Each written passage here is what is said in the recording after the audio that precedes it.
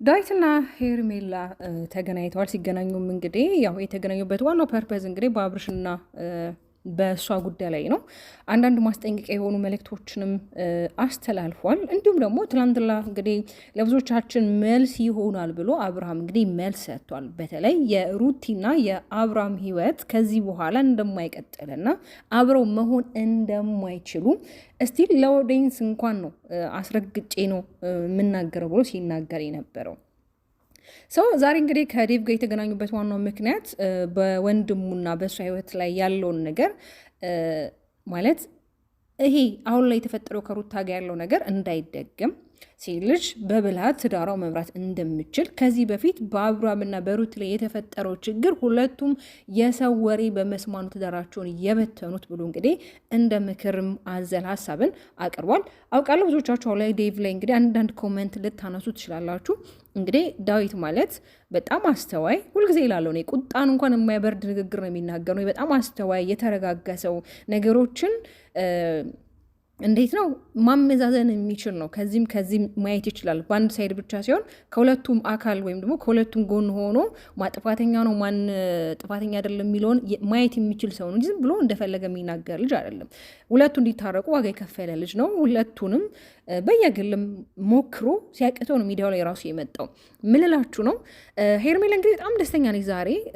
እሱም በጣም ለእሷ ሪስፔክት ኖሮት በጣም በክብር ነበር እያወራት የነበረው። በእርግጥ ዴቫ ሪስፔክት ያለው ነው በነገራችን ከማንም ጋር ሲገናኝ።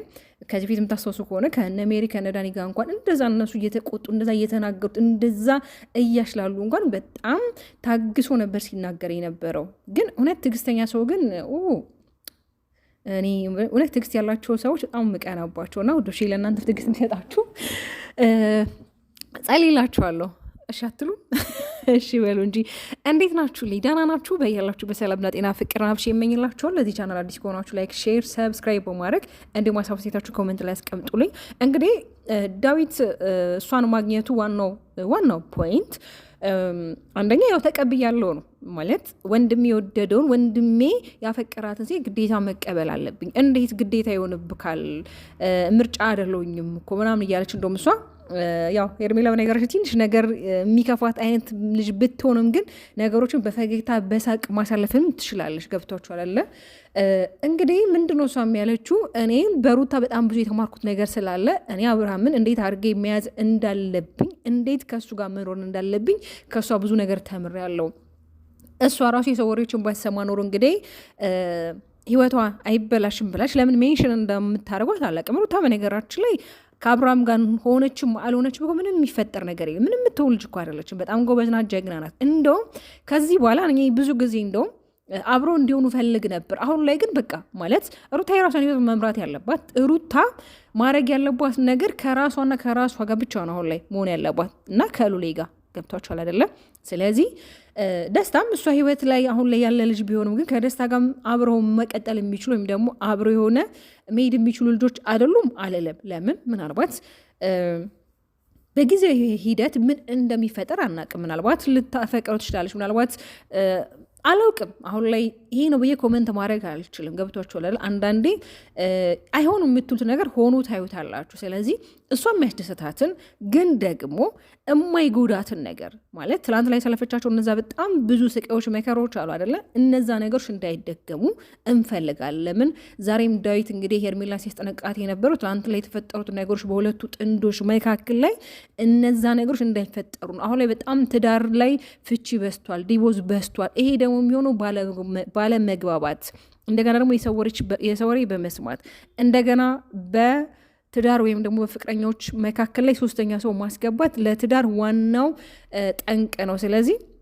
ትዳርሽ እንዴት መምራት እንዳለብሽ ነገሮች እንዴት ማስኬድ እንዳለብሽ ለአንቺ አልነግርሽም፣ ሴት ነሽ፣ ብል ነሽ። እንዲሁም ብዙ ጊዜ ሲያይሽ እንግዲህ ንግግሮችሽ ወይ ደግሞ አንዳንድ ከምታረጊያቸው ነገሮች እመለከታለሁ እና በጣም አስተዋይ ሴት ነሽ እያለት ነበረ ዴቭ ማለት ነው። እንግዲህ አብርሃምም ያው ትናንት ላይ የተናገረው ነገር ከዚህ በኋላ የፈለገ ታምር ምድር ተሰንጥቃ ብትውጠኝ ከሩቲ ጋር አብሬ አልሆንም እያለ ነው። ወንድሙም እንግዲህ ለሱ ብሎ ነበረ የዚህን ያህል ማለት እየተጓዘ ያለው ቢያንስ ለልጃቸው ዋቅ እንዴ ለልጃቸው ዋጋ እንዲከፍሉ ነበር። አብርሃም ግን እንደውም ከዚህ በኋላ አስፈላጊም ከሆነ ልጄን አለማየት እችላለሁ፣ ከልጅ ጋርም አለመገናኘት እችላለሁ፣ በቃ መገኘት ባለብኝ ሰዓት ወይም ደግሞ ልጄ ሲያድግ እንደኝ ራሱ መጥቶ ያየኛል። አብርሃም ግን የዚህን ያህል ግን ድፍረት ይኖራል? በነገራችን ላይ እኮ ምንም የሚያስቀምጥክለት ነገር የለም። ለልጅ እኮ ሰው እኮ ለልጅ ቆንጆ ታሪክ አስቀምጦ ቆንጆ ነገርን አስቀምጦ የሆነ በቃ ልጄ ሲያድግ በራሱ ጊዜ ይመጣል ይባላል። አንተ እኮ ያስቀምጥክለት ለልጅ ምንም ታሪክ የለም። በእናቱ ላይ ቺት ነው ያረከው። ምን ማለት የትኛው ቆንጆ ላይፍ ወይም ደግሞ የትኛው ቆንጆ ነገርክ ነው ነገ ላይ ልጅክን የሆነ ሊያኮራ የሚችለው? ምንም ያረክለት ነገር የለም። ግን ደግሞ አሁን ዋናው ፐርፐዝ ምንድን ነው? በቃ አንተ አሁን ላይ ከሩታ ጋር መሆን አትፈልግም አይደል? ግን ደግሞ ነገ ላይ ያለቀስ ግን ይቅርታ ብለሽ በኝ ብለህ ደግሞ እንዳትመጣ። በቃ አንተም ከሰው ቤት አንተም የራስህን ኑሮ ኑር፣ እሷም የራሷን ላይፍ ትኖር። በእርግጥ ሩታም ተናግራለች። ምንድን ነው የተናገረችው?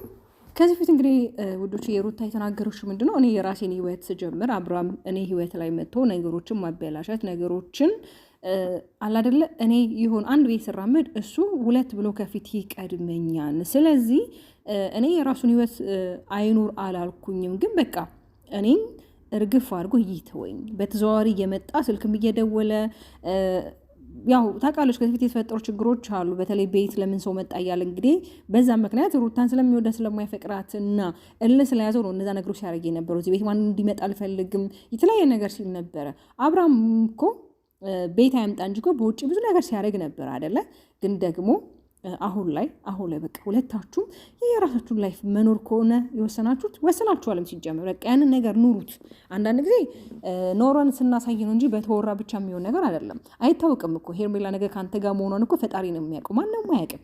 አይደለም ስለ ነገር ስለ ዛሬያችን እንኳን አናውቅም። ገብቷችኋል አይደለ? ሄርሜላ ላይ በጣም ደስተኛ ነች። የምትፈልገው ነገር ነው። በተለይ አብርሃምን ከሩታ ነጥቃ የራሷን ለማድረግ በጣም ብዙ ሞክራለች። በጣም ብዙ ማለት ነው። ግን ብዙ ጊዜ መልካምነቷን ስትናገር ሰማለሁ። እኔ የሁለት ህይወት አብረው እንዲቀጥል በጣም ብዙ ዋጋ ከፍያለሁ፣ ማሳረቅ ሞክሬያለሁ። እሷ አሻፈረኝ ብላ ነው። እሷ ትዳሯን እንዴት መያዝና እንዴት መምራት እንዳለባት ስላላወቀች ነው ትላለች። ግን ደግሞ የኔ ቆንጆ ሄርሜላ አንቺ እኮ ከእነሱ ህይወት መውጣት የነበረብሽ ርቀሽ ነው እንጂ እዛ ሆነሽ ሄድ ሳብ ለቀቅ እያልሽ በረጅም ገመድ አብርሃም እየሳብሹ እየለቀቅሽ እኮ ነው እንጂ እኮ ርቀሽ እኮ አይደለም ሁለቱ ለማስታረቅ የሞከርሽው። እንደዛ ብታደርጊማ መልካም ነበረ። ገብትሻል አይደለ? ግን ደግሞ ሁለታችሁ መወስናችኋል ማለት አብርሃም መወስኗል፣ ሩቲ መወስናለች። ሩቲ ደግሞ ከደስታ ጋር እኔ እንድትሆን አልፈልግም አልላችሁም። ለምን በቃ አይታወቅም። ምናልባት ደስታ ለሰው በጣም ፍቅርን ሰጥቷት ልጇን እንደ ልጅ አይቶት ምናልባት ቆንጆ ፍቅር ሰጥቶት የሚያኖራት ወንድ ሊሆን ይችላል። ግን ደግሞ ሩታ አሁን ላይ በቃ ለልጇ ስትል ዋጋ ነው መክፈል ያለበት። በቃ ልጇ እስከሚያድግላት ልጇ ትንሽ ጠንከር እስከሚል በቃ የራሷን ስራ እየሰራች የራሷን ላይፍ እየኖረች ደስ ከሚለው ነገር ደግሞ ጥሩ ቤተሰቦች አሏት፣ የተማሩ የሚያገናዝቡ ከቤተሰቦቿ ጋር ልጇን አስቀምጣ የራሷን ስራ እየሰራች የራሷን እየጠበቀች በጣም ብዙ መስራት የምችል በጣም ፓወር ያላት ልጅ ናት። ገብቷችኋል አይደለም?